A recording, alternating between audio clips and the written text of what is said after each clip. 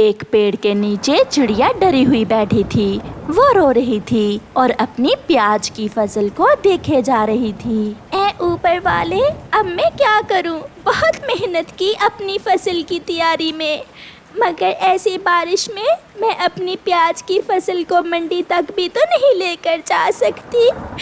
मेरी सारी फसल खराब हो जाएगी। मेरा सारा पैसा जो फसल पर लगाया डूब जाएगा।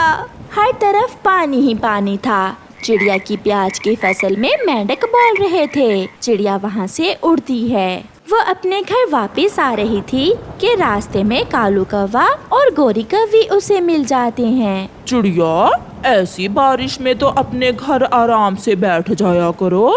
मैं अपनी प्याज की फसल देखने गई थी, मगर खेत में तो हर तरफ पानी ही पानी है। चिड़िया, मेरे पास एक उपाय है। ये सुनकर चिड़िया बहुत खुश होती है। बताइए बताइए गोरी बहन, आपके पास क्या उपाय है?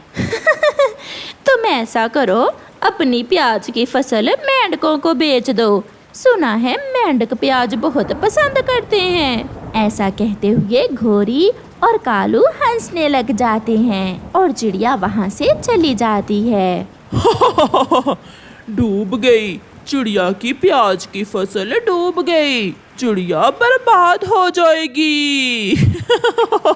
मम्मा, आप चुप चुप क्यों हैं? क्या बात है? कोई परेशानी है तो मुझे बताएं। गुड़िया बेटी, मेरे पास जो था सब प्याज की फसल पर लगा दिया, मगर बारिशें हैं कि रुकने का नाम ही नहीं ले रही। फसल खराब हो जाएगी, सब लुट जाएगा। मम्मा, आप चिंता ना करें, हमारी मेहनत का फल हमें जरूर मिलेगा। ऊपर वाला कोई ना कोई राह जरूर निकाल देगा।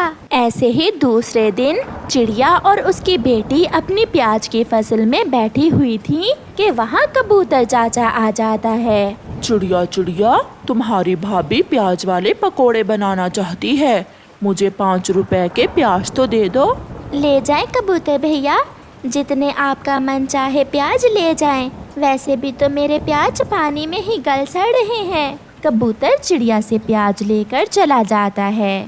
गुड़िया कुछ सोच रही थी और फिर अपनी मम्मा से कहती है, मम्मा, बारिश के मौसम में पकोड़े तो सभी को पसंद होते हैं। क्यों ना हम अपने प्याज से पकोड़े बनाकर बेचना शुरू करें। ऐसे हमें मुनाफा भी होगा और हमारे प्याज भी खराब होने से बच जाएंगे। अपनी बेटी की ये बात मम्मा चिड़िया को अच्छी लगती है। गुड़िया बेटी, बात तो आपकी ठीक है। आपकी नानो भी बहुत स्वादिष्ट प्याज वाले पकोड़े बनाया करती थी और मुझे रेसिपी का अच्छे से पता है। फिर उसी दिन मम्मा चिड़िया और गुड़िया अपने खेत से कुछ प्याज लेती हैं और घर जाकर उन्हें काटकर हरी मिर्ची और बेसन मिलाकर अपने घर के पास ही एक पेड़ के नीचे पकोड़े बेचना शुरू करती हैं।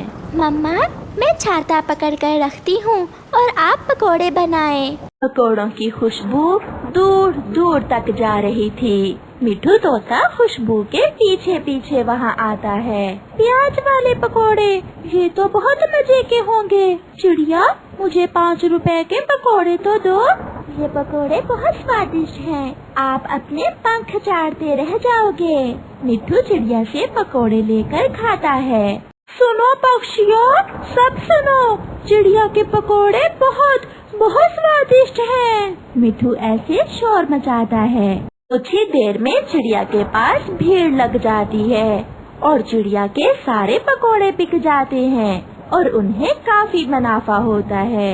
ऐसे चिड़िया और उसकी बेटी अपनी प्याज की फसल का बहुत अच्छे से इस्तेमाल करती हैं। चिड़िया, मान गई मैं तुम्हारी बुद्धि को। प्याज भी खराब होने से बच गए और मुनाफा भी कमा लिया। हाँ गोरी बहन, अब मेरे प्याज मेंढक नहीं बल्कि पक्षी ही खाएंगे। ये सुनकर गोरी कौवी शर्मिंदा हो जाती है। आंटी, ले, ये पकोड़े आप घर ले जाएं। अगर पैसे नहीं है तो कोई बात नहीं, आप फिर दे देना। गोरी कौवी शर्मिंदा तो थी, मगर पकोड़े देखकर वो खुशी खुशी पकोड़े लेकर अपने घर चली जाती है। माँ बेटी को सफलता मिल गई थी। प्यारे दोस्तों, इस कहानी से हमें सीख मिलती है कि अगर हम कोई भी काम मेहनत से करें तो हमें सफलता जरूर मिलती है। आपका धन्यवाद। छोटी तितली जिसका नाम सोनीता था, वो अपने दोस्त रोज से मिलने आई हुई थी। दोनों एक दूसरे से बातें कर रहे थे। सोनीता, अगर मैं कहीं जा सकता होता तो मैं भी आपके साथ घूमने जाता। रोज, आप हमेशा ऐसा ही कहते हो। ऊपर वाले ने हमें जैसा बनाया है, हम उसी हाल में ठीक हैं। आप जैसी खुशबू भी तो कोई और नहीं दे सकता। वो दोनों दोस्त बातें कर रहे थे कि आसमान पर बादल गहरे हो जाते हैं। बादल की गरज सुनकर सोनीता डर जाती है। ये क्या हुआ? मौसम खराब हो गया है। ऐसे मौसम में मैं घर कैसे जाऊंगी? आप चिंता न करें, बारिश शुरू होने से पहले पहले आप घर चले जाएं। मेरा घर तो दूर है और अगर मेरे पंख भीगे तो मैं मर जाऊंगी। मैं उड़ नहीं पाऊंगी। बादल फिर से गरजता है। तो फिर आप जल्दी से मेरी दोस्त गुड़िया के घर चले जाएं। उसका घर वो सामने है, बेरी के बड़े पेड़ पर। उसे मेरा बताना, वो आपको अपने घर में आश्रय जरूर देगी। फिर समय जाया किए बिना सोनीता गुड़िया के घर की तरफ चली जाती है। अपने घर के बाहर बैठी गुड़िया ठंडी हवा का आनंद ले रही थी। जैसे ही सोनीता वहां पहुंचती है, तेज बारिश शुरू हो जाती है। मुझे अंदर आने दें, मैं रोज की दोस्त हूँ। मैं मर जाऊंगी। गुड़िया सोनीता को जल्दी से घर के अंदर ले जाती है।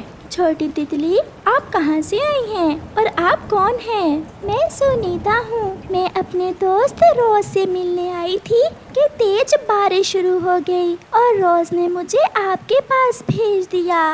रोज, वो तो मेरा भी दोस्त है। आप चिंता न करें, जब तक चाहें आप यहाँ रह सकती हैं। फिर सोनीता कुछ सुकून महसूस करती है। गुड़िया की मम्मा सोई हुई थी। सोनीता और गुड़िया खिड़की में बैठकर बातें करने लगती हैं। थोड़ी दूर एक कौवी रहती थी। वो चिड़िया की पड़ोसन थी।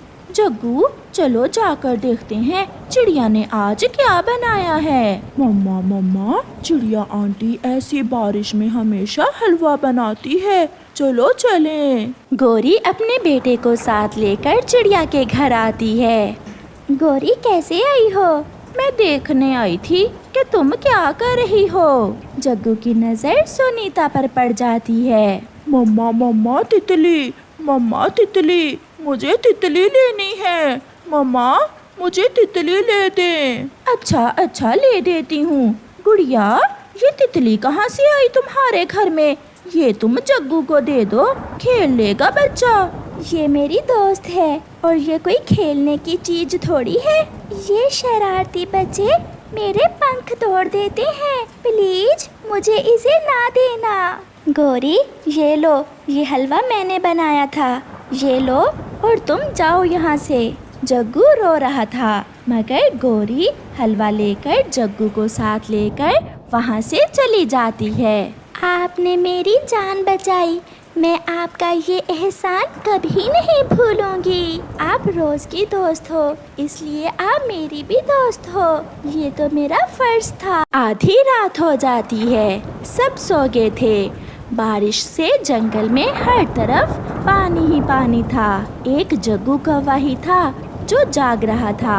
वो तो तितली के बारे में ही सोचे जा रहा था। सब सो गए हैं, मम्मा पापा भी और चिड़िया भी।